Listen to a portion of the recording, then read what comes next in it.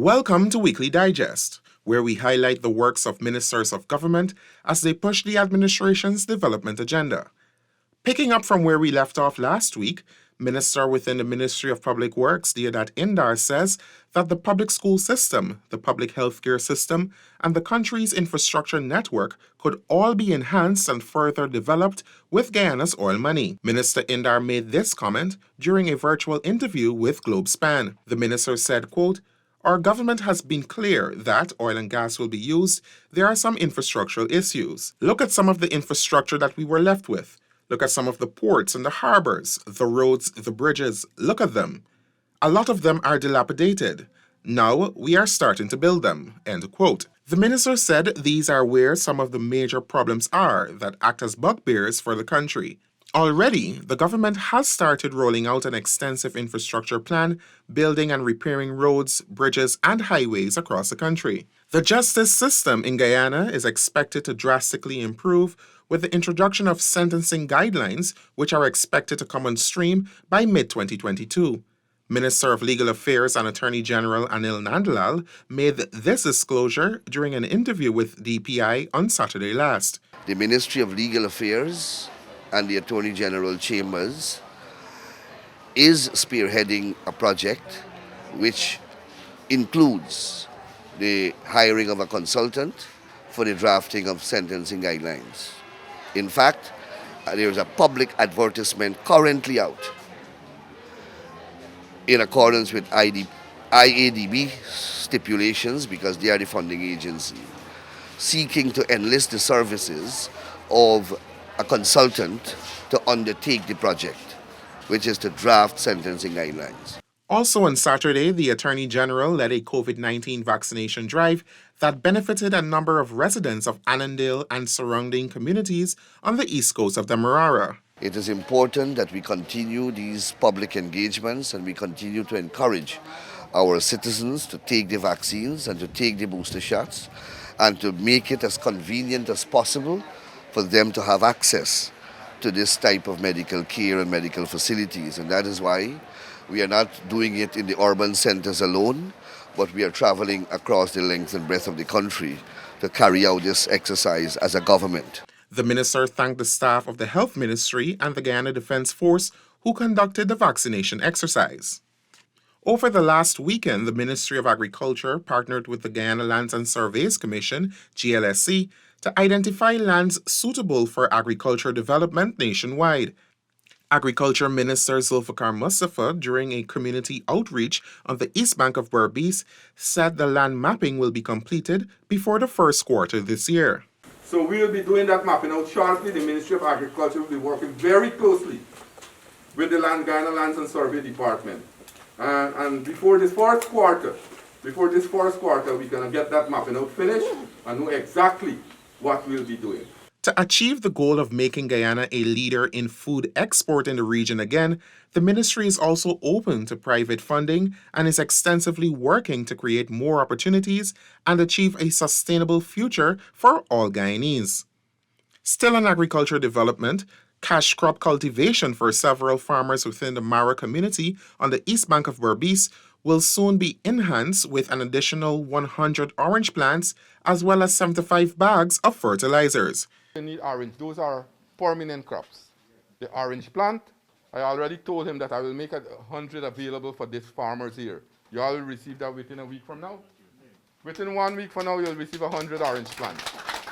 Agriculture Minister Zulfikar Mustafa says with the increase in fertilizer prices, the ministry is currently negotiating with its bilateral partners to reduce the cost. A number of smallholder farmers who were affected by the 2021 floods nationwide will receive agricultural and livestock inputs valued $27.2 million or $136,000. The United Nations Food and Agricultural Organization, FAO, on Tuesday handed over the inputs to the Ministry of Agriculture through its project dubbed Emergency Response and Early Recovery Support to smallholder farmers affected by the 2021 floods in Guyana and Suriname. And this here today, as I said, is another support from our partner in helping the agriculture sector. Because as a government, we recognize the importance of agriculture to our economy. Turning our attention to the health sector, the Ministry of Health says it will no longer be issuing discharge certificates to persons who have completed home isolation after contracting COVID 19. With over 12,000 persons currently infected with the virus, the Minister of Health, Dr. Frank Anthony, says the ministry will be unable to issue documents for every person that may come requesting the document. When we had 2 and 3 persons coming for that discharge certificate, we can go back, look into the results, check, and be able to issue that certificate. With thousands of persons who have gotten infected, right now we have about 12,000 people who've gotten infected. It is extremely difficult to verify the records to be able to issue discharge certificate for everyone. Further, Minister Anthony says public sector agencies will not require employees to produce the clearance certificate to return to work. Dr. Anthony says that should private sector entities continue to require the document, other measures will have to be implemented by these agencies to accommodate that. Regions 5 and 6 received donations of 2 buses from the Central Islamic Organization of Guyana, CIOG, for the purpose of improving mortuary services on Wednesday. As a prelude to opening the facility, we know that a lot of people would have challenges in getting maybe one of their dead relatives from wherever the site where they die to the mortuary, or maybe sometimes from the mortuary to take them back home or take them to the cemetery. The minister says he is confident that the people of Regions 5 and 6 will be receiving a more efficient service through a collaboration with CIOG, who will be managing the 2 vehicles. The Mixed Martial Arts team of Guyana on Wednesday met with Minister of Culture, Youth and Sport, Charles Ramson Jr., as they prepare to depart for the United Arab Emirates. The team will join athletes from over 50 countries at the International Mixed Martial Arts Federation World Championship that will be held in Abu Dhabi. It's great that you're taking the jump into this new sport. It's got a lot of growth prospects, but it's a tough sport. So your ground game has got to be important. On Thursday, Minister within the Ministry of Public Works, Deodat Indar, visited several communities in Enmore, East Coast Demerara, to inspect ongoing road works.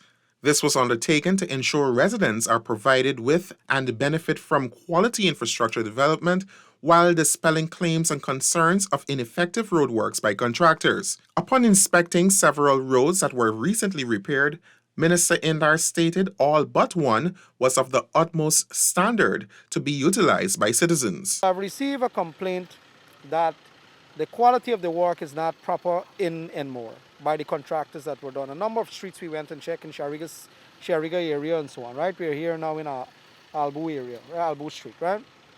So we checked about 6 different contracts that small lots around the area.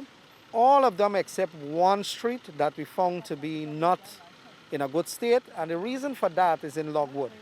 The first street that we went and visit, that street there, it was just up to the stage of crusher run and sealing of the crusher run. So a contract was awarded actually to pave it.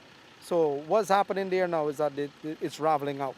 The ministry has already approved the same contractor to complete the second phase of roadworks on the Logwood Street, which will commence in the following week. As the week tapered, the Ministry of Amerindian Affairs, the Malali Quarry Inc., and the Malali Village Council signed a lease and addendum to the mining agreements, which will provide opportunities for residents there.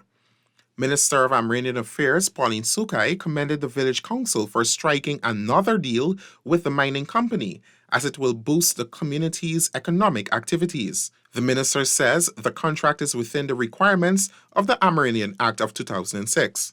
In this case, we are very pleased that the Village Council has stepped up with respect to addressing investment, stepped up in addressing the need to create employment opportunities, and of course, that will, in the long run, benefit the opportunities for job creation and increase income of the people of that village. The ministry also facilitated a contract signing between Hururu Village Council and businessman Amir Bacchus for 3 years to continue logging practices there. Here now is Vice President Dr. Bharat Jagdeo on Budget 2022. Infrastructure, tax reductions, and the overall welfare of Guyanese take a huge part of Budget 2022, which will be read on Wednesday, January 26, 2022.